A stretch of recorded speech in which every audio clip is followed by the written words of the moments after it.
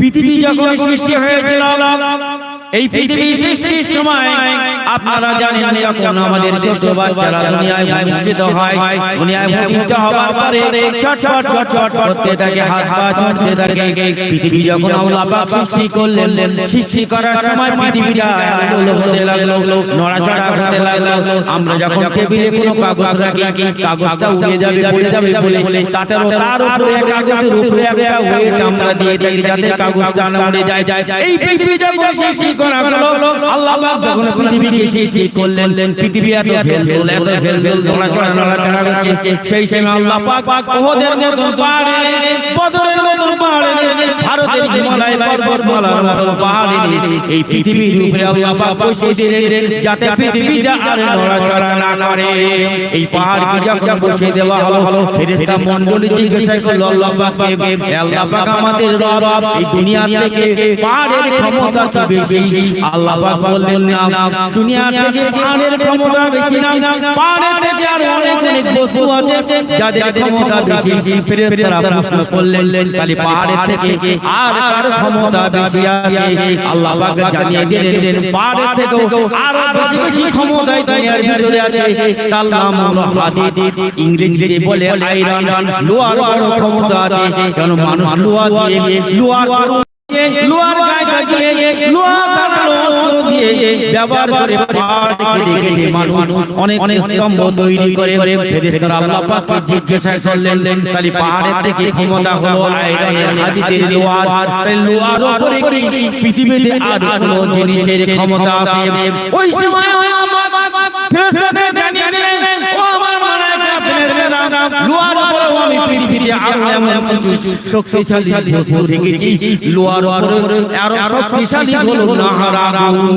কেন আগুনের ভিতরে যখন লোহা ঢুকিয়ে দেওয়া হয়, টপ টপ টপ টপ করে গলে লোহা থেকে গলে বেরিয়ে আসে তরল পদার্থে পরিণত হয়। এই সময় ফেরেশতারা জিজ্ঞাসা করে, আল্লাহ, এই লোহা থেকে আরো কোন জিনিস আছে? বলে আগুন আছে। তাহলে আগুনের উপরে আরো কোন ধারালো জিনিস আছে পৃথিবীতে? আমাকে একটু শেষ করে দিতে বুঝতে পারছেন তো? একটা মিনিট বলি, শেষ করে দেই। ওই সময় দেখা গেল আল্লাহ পাক বললেন, ওই লোহা থেকেও আগুনের থেকেও আরো একটা পদার্থ আমি পৃথিবীতে রেখেছি, যেটা হলো পানি।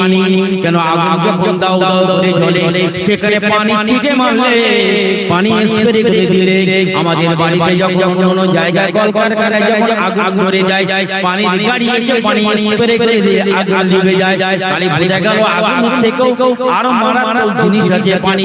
ও ভাই জানেন, এই দুনিয়ার উপরে আগুন একটা বড় জিনিস, তবে আপনারা জানেন দুনিয়ার থেকে 70 ভাগ আগুন আছে জাহান্নামের আগুন। দুনিয়ার আগুন থেকে 70 ভাগ আরো প্রজ্বলিত পাওয়ারফুল আগুন হলো জাহান্নামের আগুন। তাহলে জাহান্নামের আগুনের উপরে আর কিছু আছে কিনা? দুনিয়ার কোন মানুষ যদি আল্লাহর ভয়েতে, কবরের ভয়েতে, মরণের ভয়েতে, জাহান্নামের আযাবের ভয়েতে যদি আল্লাহর কাছে সাহায্য চায়, চোখে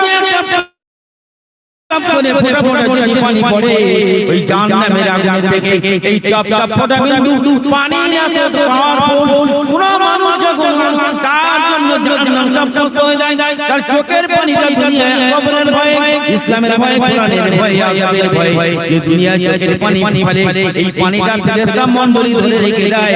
হাসরের মাঠে ওই পানি পেশ করে জাহান্নামের অগ্নি দুনিয়া থেকে 70 গুণ ভয়ঙ্কর। কোন মুমিন মুসলমানের চোখের পানি যদি ওই জাহান্নামের উপরে ছিটে দেওয়া হয়, জাহান্নামের পাওয়ারফুল আগুনটা দপ করে নিয়ে যায়। ও ভাই যারা বলার উদ্দেশ্য হলো, আমরা যদি কোরআনের ভয়ে, আমরা যদি কবরে আযাবের ভয়ে, জাহান্নামের ভয়ে, ইসলামকে রক্ষা করার জন্য আল্লাহর কাছে যদি মরণের ভয়ে কান্নাকাটি করি, এই চোখের পানির দামটা আল্লাহ পাক অনেক গুণ বেশি দিয়েছেন। ওই জন্য তো আমাদেরকে বেশি বেশি করে কাঁদতে হবে। দুনিয়াতে আমরা হাসি তামাশার জন্য, হাসি ঠাট্টা রহস্য, কিন্তু আজ আমাদের চোখে পানি আসে না যদি আল্লাহর ভয়ে কোরআনের ভয়ে আযাবের ভয়ে দুনিয়া যদি আমরা চোখের পানি ফেলতে পারি এই পানিটা কিয়ামতের মাঠে আমাদের অনেক কাজ দেবে যেটা জাহান্নামের আগুনকে নিভিয়ে দিতে পারে এইজন্য আমরা আল্লাহর কাছে বেশি বেশি থাকব আল্লাহর কাছে প্রার্থনা করব নামাজ পড়ব আমাদের যা কিছু চাওয়ার দরকার আল্লাহর কাছে আমরা চাইব আল্লাহ পাক আমাদের সকলকে দ্বীন শরীয়তের রাস্তায় চলার তৌফিক দান করুন মরণের আগ পর্যন্ত যেন আমরা পাঁচ ওয়াক্ত নামাজি হিসেবে আমরা দুনিয়া থেকে বিদায় দিতে পারি আল্লাহ পাক আমাদের দোয়াকে কবুল করুন সকলে বলুন আল্লাহুম্মা আমিন আমা আলাইনা ইল্লাল বালাগ আমার সংক্ষিপ্ত বিক্ষিপ্ত বক্তব্য এখানে শেষ করলাম আসসালামু আলাইকুম সকলে ভালো থাকবেন সুস্থ থাকবেন